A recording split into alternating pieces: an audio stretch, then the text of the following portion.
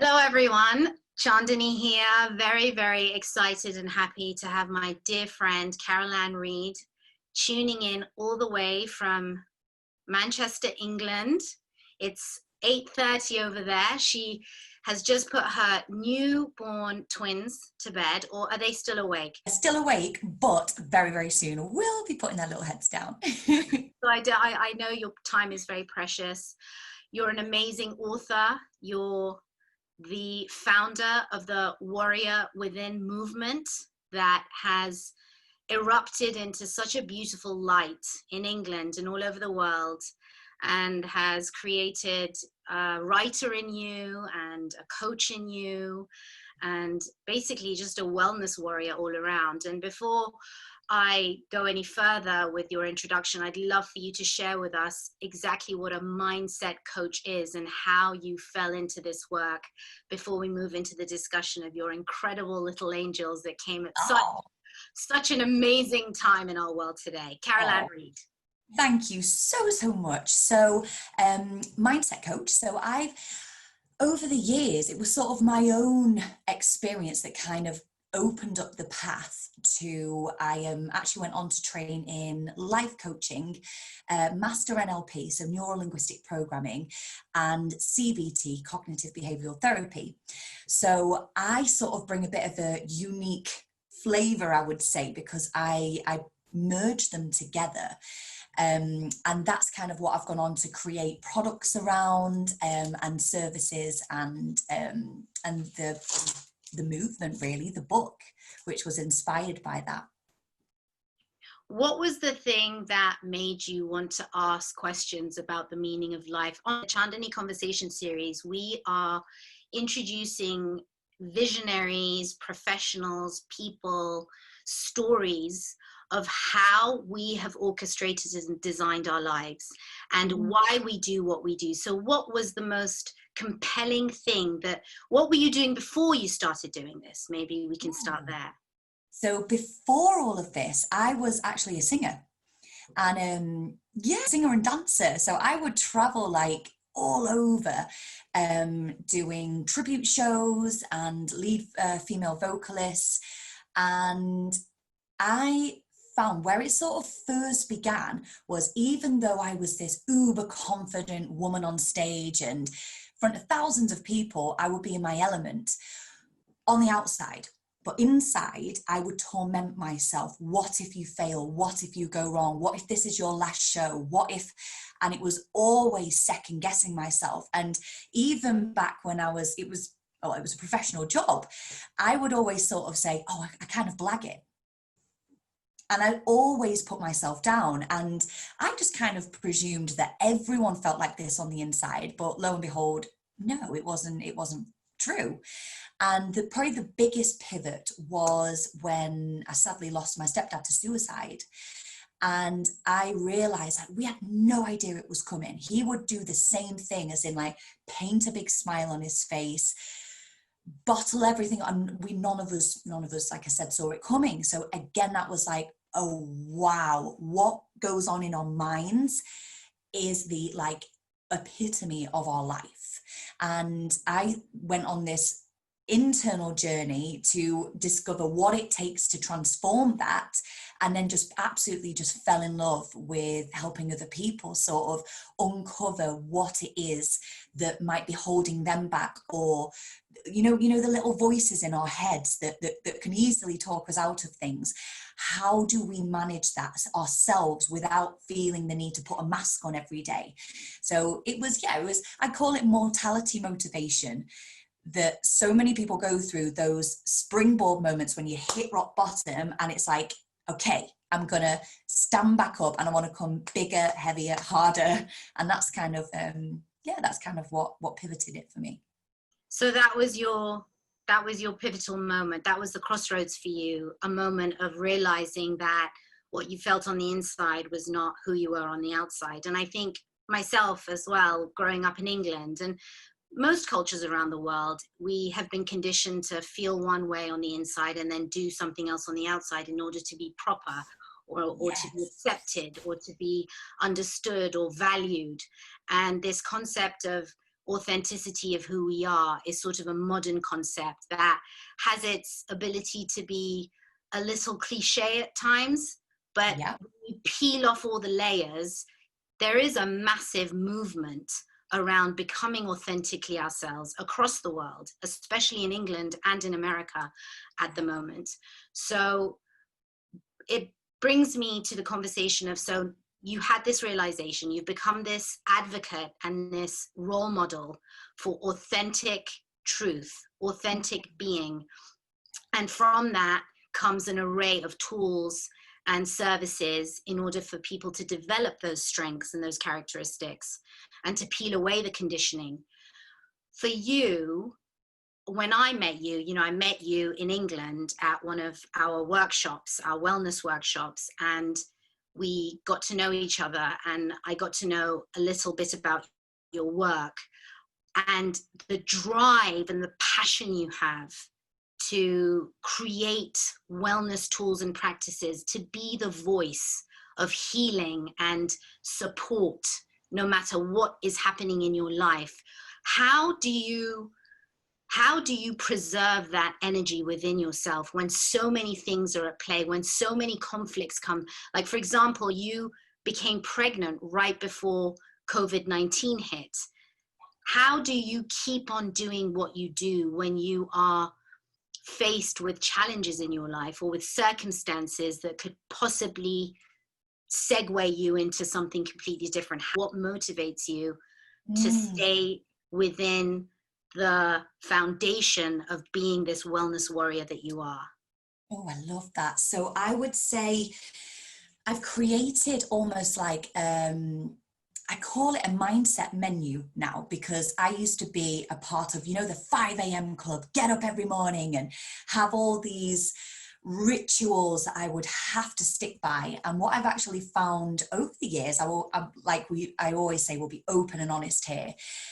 That is great if you maybe don't have a family, or maybe you just want this certain goal to happen within a certain amount of time. But what I found doing that kind of maybe burnt me out a little bit. So I developed what I call like either a toolkit or a mindset menu, where every single day I know what makes me, I know what makes me tick, and I know what makes me sick. And I just practice self-awareness.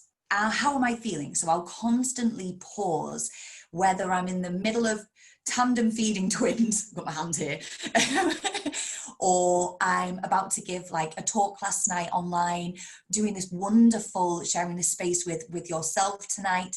And as often as I can, I will pause and ask myself, okay, how am I feeling? And I try to bring myself back in and center.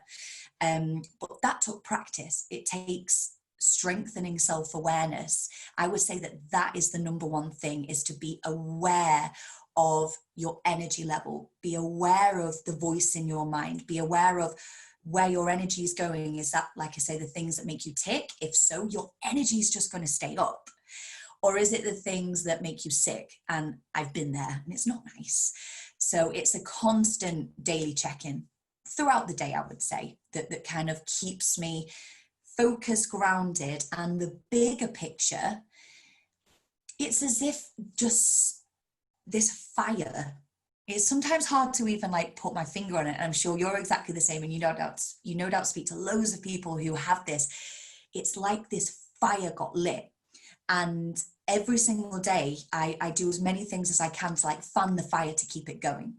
When the fire starts to go out a little bit, I'm like, right, okay, I need to bring that back up, and having the bigger vision that it's not about me, this is about other people. So when I do get those overwhelming thoughts of what will people think, what if I get judged, am I going to say the right thing, especially if everything's so controversial, I'm like, it's not about me. I can't be everyone's cup of tea. I've just got to say it because one person might need to hear this today. And that's kind of the driver behind it, I suppose.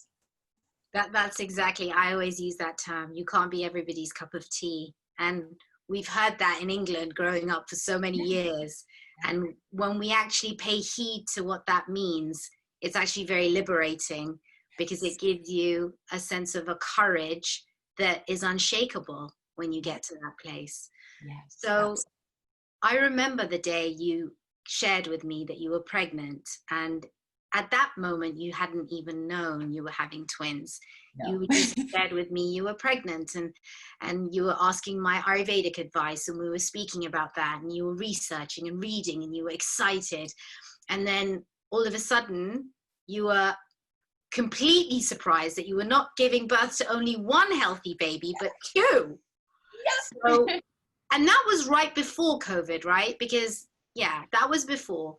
And that changed your life. Did that change the course of, and had you just authored a book, your first book? Yes, so I was actually pregnant. I was 12 weeks pregnant when we launched the book on World Mental Health Day. And we just found out it was twins. So it was such a unique, exciting moment. I can't lie, it was quite overwhelming.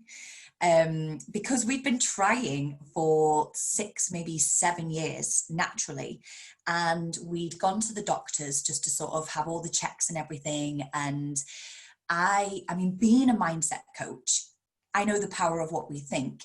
And every other area of my life, I'd seem to have got on top of this self-talk. But when it came to babies and getting pregnant, I would keep saying to myself, well, we're trying for a baby, or we hope to get pregnant soon. Absolute one day, this wake up call of, if someone else was to say to me, well, I'm trying to get a new job, or I hope to change the way I feel about myself, I would always say, you can't use that language, like, or avoid the language because it's not got any power behind it. So this light bulb moment of, what am I doing? Change the language, reset mind, body, spirit. And I just remember having this thing of like reset. That's where I came across your cleanse. And I remember in that moment, my beautiful friend Melissa came round, and back when we could have people around our houses, and she sat in the conservatory and said that she'd started this incredible liver cleanse. It's 2 weeks. She's gone vegan and she's got, and I was like, I need this in my life right now. This is the ticket. This is gonna, and I was like, I'll get pregnant. And I don't know how I knew that because we've been trying for so long. And yeah, it was this belief in my mind that, okay, I'm ready now. I need to switch things up. Did the cleanse, switched up my mindset. I had a bit of reflexology as well. And lo and behold, I remember, and my friend still says it every single time we speak, she's like, I cannot forget that day you said, you watch, I'll do this cleanse and then I'll get pregnant. And I remember feeling as if I'd like, I'm not going to say it, but like shed my old beliefs and chains and just everything which had sort of held me down for so long in that one area. And I do believe alkalining my body as well just made me feel lighter and more empowered. And so I have so much gratitude, like it's unreal. And yeah, and then 2 little ones came along. So it was just a miracle, absolute miracle. Amazing. In Ayurveda, we promote seasonal cleansing for everyone. We promote seasonal cleansing for people that are healthy, for people that have imbalances, and also one of the greatest ways to prepare the body for pregnancy is to cleanse and reset the liver. So you did have the right intuition and the right calling. And as you know, that the mindset and the physiology and the mindset are interrelated and cannot be separate. Who you are, how you feel, how your body is in relation to those two things are part of the same thing. And they both feed off of each other. So as a mindset coach, as an Ayurvedic practitioner, as wellness advocates, practitioners, healers, we're all coming into the understanding that not one part is mutually exclusive, that it is the interrelatedness and integration of all aspects of our lives that work together in harmony, which in a bigger picture makes you appreciate the cosmos and every aspect of life. Absolutely. for us to hear that, for us to hear miracle stories, because they sound like they're miracles, but they're actually not miracles. They're not accidents. Yes, yes, yes. They're part of a great cosmic divine plan that's all connected. Can I share one more thing that I did?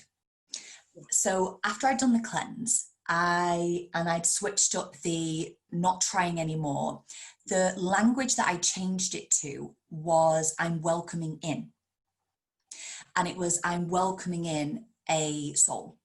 And in fact, on my vision board, instead, the only word I could find, this was back last year in January, every year I'd always put, look, only in hindsight, babies. I remember only having the word babies and the word lunar. And me and my husband always say we pretty much manifested twins, because whenever we spoke about it, we'd always never say baby. It was never one, it was always plural. And I remember being laid, listening to this beautiful music and just feeling this surrender and saying, okay, I welcome in whoever and whatever is ready for me to be your home. I am ready for whatever adventure you've got. I welcome in the soul. And just this sudden, I can't even say I hadn't read it anywhere. I didn't know if it worked. I just had this inner belief all of a sudden to just relax. Let your body and your mind and spirit just be open. And it was that week we fell pregnant. That's the crazy thing. It could have been the day, like we just don't know, but it was that week. We traced everything and we were like, whoa. I remember my husband looking at me and I was having a bit like tears. I was like, I've just had this like magical moment where I've just surrendered and welcoming this soul. And he's one that will just go along with it. He's such a beautiful soul. It'll just support. And yeah, it was that was when we were pregnant with twins. That's incredible. There is this word that, that I often use, which is to be within the flow of the current of life, and to be open to your intuition and be guided by things that don't necessarily make sense to you all the time. And if we can cultivate that openness in our lives as men, and especially as women, we can tap into that flow state, which is now sort of investigated and understood and discovered that we can fall into this flow state. Yeah. And each of us has a very unique rhythm of a flow state. So for you, it looked like that. For somebody else, it may look totally different. But to fall into that opens up the world into many miracles. And what you say is right. I think the fundamental thing about becoming a mum, which you were prepared for before becoming pregnant, was that you understood that at some point in your career, in your life, it wasn't about you anymore. Even though you were the orchestrator of your work, it wasn't to behoove you.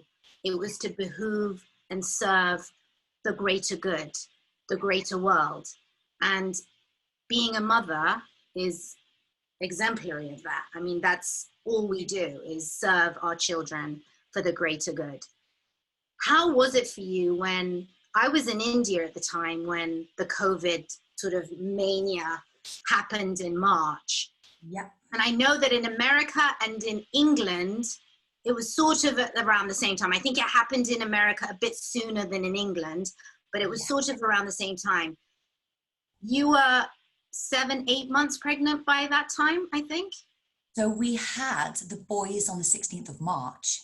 So it was smack bang just as it started to become, like when Sky News just became the channel. And then it was 7 days after the boys were born that we went into lockdown. I remember like having this feeling before going into the hospital, because it was a planned cesarean, both boys were breached. Like, can you remember me messaging you the whole way through?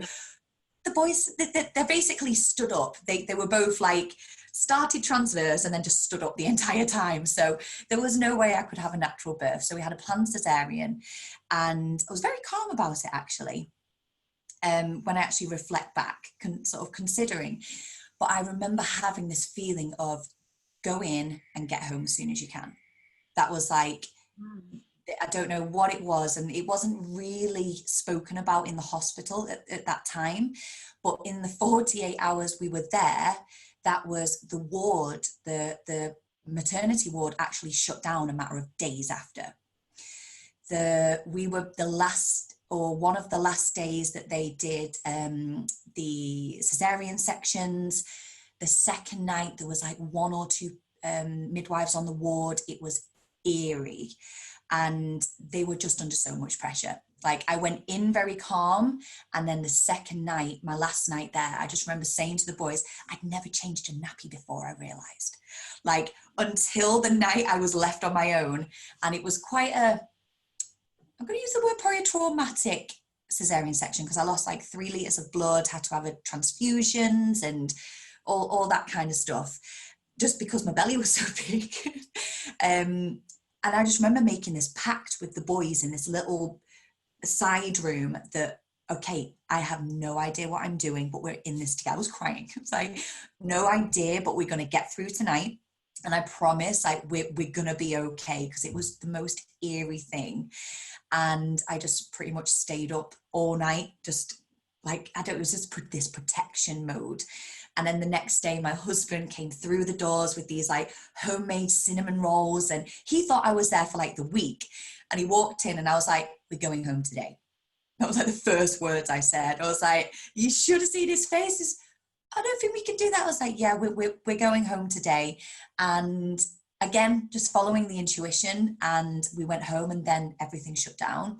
So I was like, thank you. And we were fine at home. You get lots of phone calls now. So if anyone is due to have their baby soon, like, now everything's sort of settled. The midwives ring, the health advisors are there to call you. You've got breastfeeding support charities. So they are being fantastic, really, really fantastic. Yeah, I love the National Healthcare of England. It's, you know, it's a sovereign and honorary part of the English, the British culture, and especially during this time, the culture of Britain has come to shine light on the National Health Service, and what a gift it is to the people of England. And it's so lovely to hear that you, even though things were eerie for you, that you feel so supported and so protected by your community and the National Health Service of England. It's lovely to hear. It's actually inspiring for us, the rest of the world, because so many countries don't have a gift of that, which is so vital in any society. So having these babies during COVID-19, and with all the ambiguity, the fear, what did you feel in the first few days? You know, you had this mama bear protective energy around you, which is very natural for a new mum. And you were in your home, you directed to go home, which you did correctly. You're at home with these 2 little babies. Nobody can really come around. Nobody can really come and check on you. It's just you and Carl, your husband. What were those initial days like? Because they're so overwhelming anyway, from what I remember when I first gave birth. But to have on top of that a global health emergency, tell us about how that felt. Were you scared? Were you on top of things? How did those few initial days develop for you? So at first, it was, as you said, I mean, the first few days in particular are a bit of a blur, aren't they? On like reflection. But I had never felt love like it. I remember I always used to hear the stories of, you never feel love like it, and some women do, some women don't. And I was convinced that I'd be one of those that has to fall in love. I don't know why I believe that, which either way, it's our own unique journey, isn't it? But oh my God. And I remember crying, and my husband saying to me, I can't help you unless I know what's wrong. I was like, I love them so much. So this love, I felt like my heart was going to explode.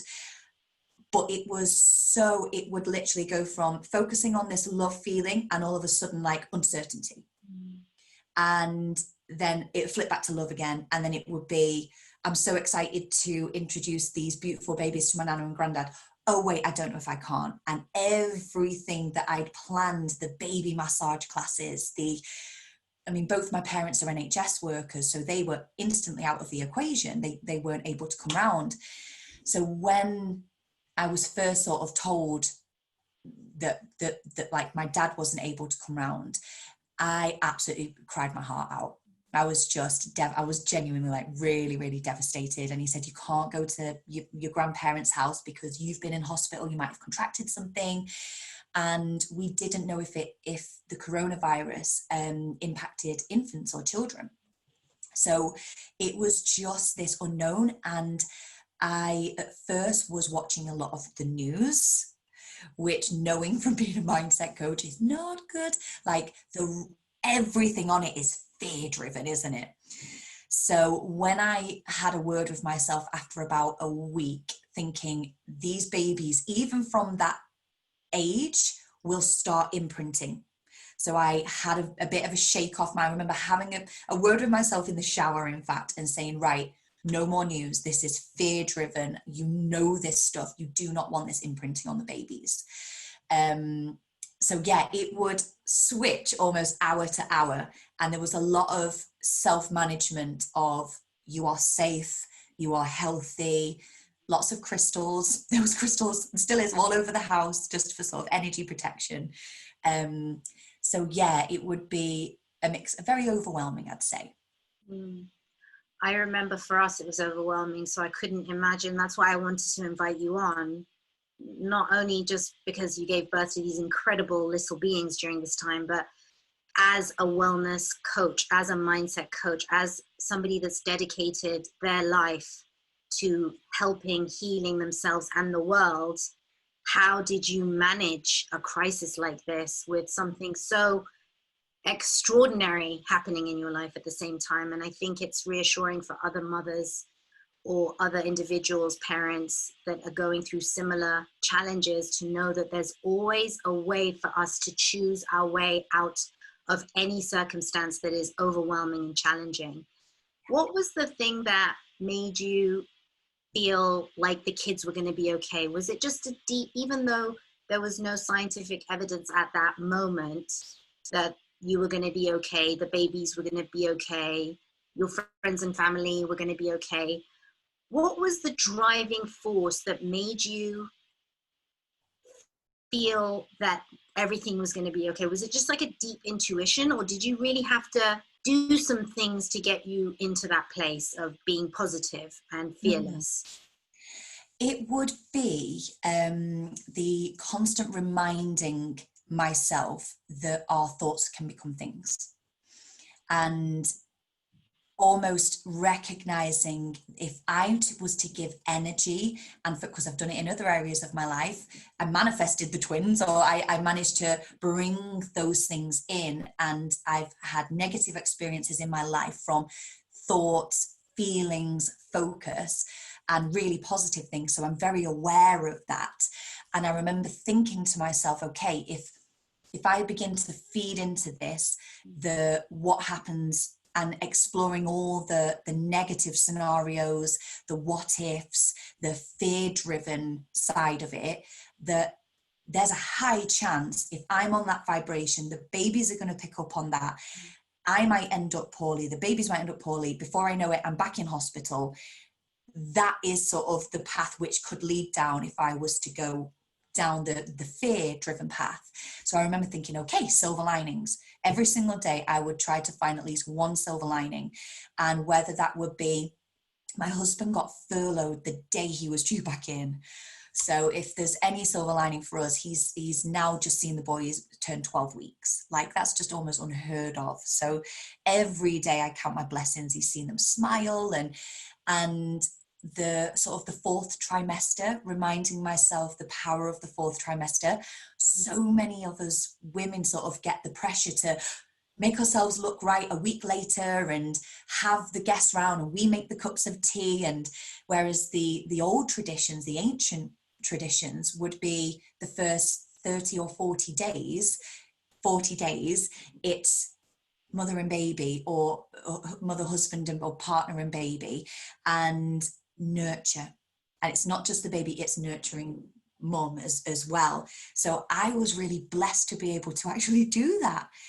So yeah, I would say putting the energy into the silver linings and just being aware the power of thoughts. And we can't always control them, but we can recognize and then choose to change them. I think one of the things that is being demonstrated to us in today's world, especially whether we're pregnant or not, whether we're men or women or not, is the reality that challenges come in many different shapes, ways, and forms, either collectively or individually. And we each have to hold ourselves accountable now. There's no real formula, one type of solution for any one situation, for any one family unit or individual. Absolutely. That cultivating that unique awareness with all sorts of things, right? So in Ayurveda, we have tools and practices that help us physiologically and emotionally and mentally. With your work, to find tools and practices that can manifest our thought patterns and our conditioning, and becoming aware of the things that are preventing us from actually being open to receive our intuition, and so on and so forth. That through these challenges, and now because it's been a global situation, we have to become very responsible and very accountable, and we have to practice these things, not just know them or think them. So what are you doing in your life today, being a new mum? I know your time is precious and we're about to come to an end in the next few minutes. Can you tell us a bit about what you've got up your sleeve, what you're doing today in your career, in your relationship, in your life, being a new mum, that is developing your own unique way of managing and evolving and growing through all the challenges we're faced with today, economically, physiologically, emotionally? Absolutely.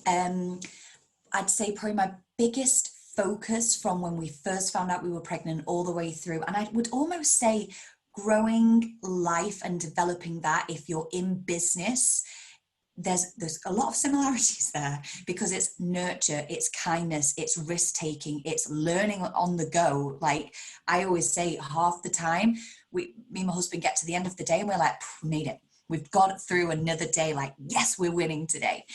And I would say a lot of it is kindness to ourselves. There's a lot of focus on being kind to others. So I would definitely say cultivating kindness. Me and my husband have a practice of saying thank you to each other for everything. Whether if one of us does the washing up, we're like, thank you so much for doing the washing up. It's not that it's their job, or we just say thank you. We're being very, very kind to ourselves and each other and other people. And I would say the other thing is just making sure it's like what Oprah says, really, making sure that your cup is filled. Because if mama ain't happy, no one ain't happy. That's what I found. So just taking, like, I used to love meditation. And now what I've found, I don't have as much time to do such things. I incorporate feeding baby and seeing that as my meditative time. Just looking into the little pupils or gazing out of the window for 2 minutes and just daydreaming. So I would say just a lot of self-care. And then in terms of business, this pandemic and those twins have made me so efficient. I thought I was a bit efficient before. Now I'm like, I've got 20 minutes, like, what can I get done? So still being kind to myself, but we've got some really exciting things actually coming up. We are releasing a new band range, so the CBT Warrior wristbands. We've got some new colours coming, and children's bands as well, which is super exciting. The newbies of the world, I want my boys to understand that change is within us. So that's what the bands are all about. And the other thing is we're actually going into the workplace, and just before the pandemic arrived, our guest arrived, I had this sudden thought of, what about the people who work remotely? Do they have access to mental health support in the workplace? So I created a program for remote workers. And then it turns out now a huge percentage of the world are working remotely. So foot down on the gas between feeds, changes, everything else. And I've got a wonderful team sort of helping us create the Warrior in the Workplace support system and program. That's so exciting. Yeah, the pandemic has, in a way, brought us closer together across the world to utilize, like we're doing now, our capabilities at a touch of a button. And I just wanted to let everybody know that you are one of our ambassadors for our organic wellness products. And if anybody out there wants to give the liver cleanse a shot for whatever reason, or any of our products, Carol Ann has a special link and a discount exclusive to her community. So please reach out to her. And also I will post the links of your book where they can purchase your book. What is the name of your book again? The Warrior Wellbeing Toolkit. The Warrior Wellbeing Toolkit. It sounds like it's the sort of the volume of a book that will have all the secrets that you need to resolve anything that comes up in your life, like your handbook under your belt. Absolutely. Yeah, there's 16 different chapters with 16 different experts and authors in it that have sort of shared their tool, their mental health and wellbeing tool. That's great. And I will share that link. And also you have your own website if people need to contact you. And I can't wait for us to spend some more time together again and maybe meet the boys next time. Absolutely. Absolutely. I'll have to have like one either side. They're awesome, honestly. So thank you so much. Is there anything you want to say in closing about being a new mom, being a mindset coach, living in the time we're living in? Is there anything you'd like to share with us in closing before we say goodbye? I would say humor. If there's one thing I've learned in the last 12 weeks, it's learn to laugh. Because if you can't laugh, then you'll cry. So there's so many lessons that we're going through as individuals, as a planet, as humans. And the more that we can embrace these times and breathe through and actually have fun and laugh at the little tiny things, life is just beautiful. That's what I found. That's beautiful. I totally agree with you. I concur. The more laughter, the more sweet tears, the better we all can grow. Absolutely, absolutely. Thank you, my darling. It was so lovely to share this time with you. Thank you so much.